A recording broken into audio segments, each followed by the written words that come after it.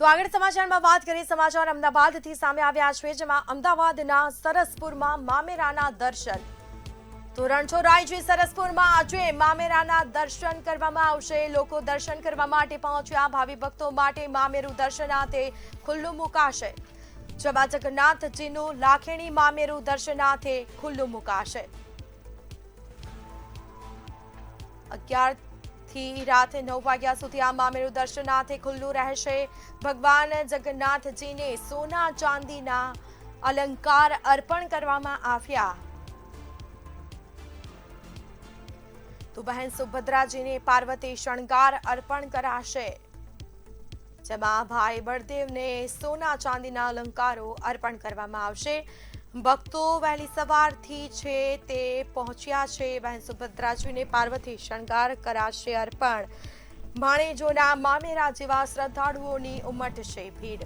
તો મામેરો જોવા માટે શ્રદ્ધાળુઓ ભક્તો પહોંચશે। ભગવાન જગન્નાથને સોના ચાંદીના અલંકારો અર્પણ કરવામાં આવ્યા। તો આપણી સાથે સંવાદદાતા અનિતા પરમાર લાઈવ જોડાઈ ચૂક્યા છે। જય અનિતા, રણછોડરાયજી સરસપુરમાં આજે મામેરાના દર્શન કરવામાં આવશે। ભાવિક ભક્તો પણ પહોંચી રહ્યા છે, કેવો માહોલ?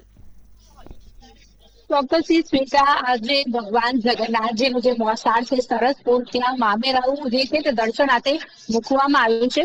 રણછોડરાયજી મંદિરમાં આપ જોઈ શકો છો કે લાખેણી મામેરું જે છે તે આજે ભક્તો માટે ખુલ્લું મૂકવામાં આવશે। ત્યારે અમે તમને બતાવી રહ્યા છે આ ભગવાન જગન્નાથજી, બહેન સુભદ્રાજી અને ભાઈ બળદેવજીનું આ લાખેણી મામેરું છે। ભાવિ ભક્તો માટે આજે 11 વાગ્યાથી આ મામેરું જે છે તે ખુલ્લું મૂકવામાં આવશે। જેમાં આપ જોઈ શકો છો અણિયારી છોગાવાળી પાઘડી જોવા મળી રહી છે। સાથે જ રંગબેરંગી પાઘડી જે છે તે ભગવાન જગન્નાથજી, બહેન સુભદ્રાજી અને ભાઈ બળદેવજી માટે છે। તેની સાથે આપ જોઈ શકો છો સોનાના જે અલંકારો જોવા મળી રહ્યા છે તે પણ ભગવાનને અર્પણ કરવામાં આવશે। સાથે જો વાત કરવામાં આવે તો બહેન સુભદ્રાજીને ખાસ અલગ અલગ પ્રકારની સાડીઓ જે છે તે અર્પણ કરવામાં આવશે। પાર્વતી શણગાર જે કહેવામાં આવે છે તે બહેન સુભદ્રાજી ને અર્પણ કરવામાં આવશે। ત્યારે દર વર્ષે જે સરસપુર વાસીઓ હોય છે તેમને આ મામેરું જોવું હોય છે, એના માટે થઈને ખાસ આજે આ મામેરું જે છે તે દર્શનાર્થે મૂકવામાં આવશે। ત્યારે આપ જોઈ શકો છો કે રંગબેરંગી વાઘા જે છે તે ભગવાનના જોવા મળી રહ્યા છે।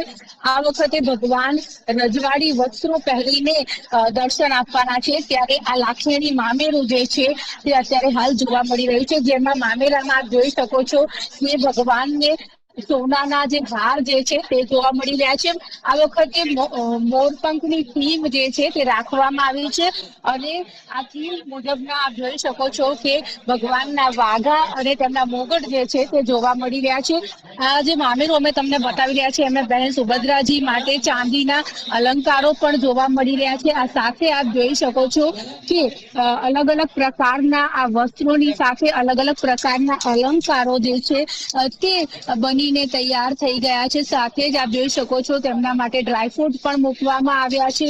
પીતાંબર જે છે જે ભગવાનને ખૂબ જ ગમે છે તે પણ અર્પણ કરવામાં આવશે।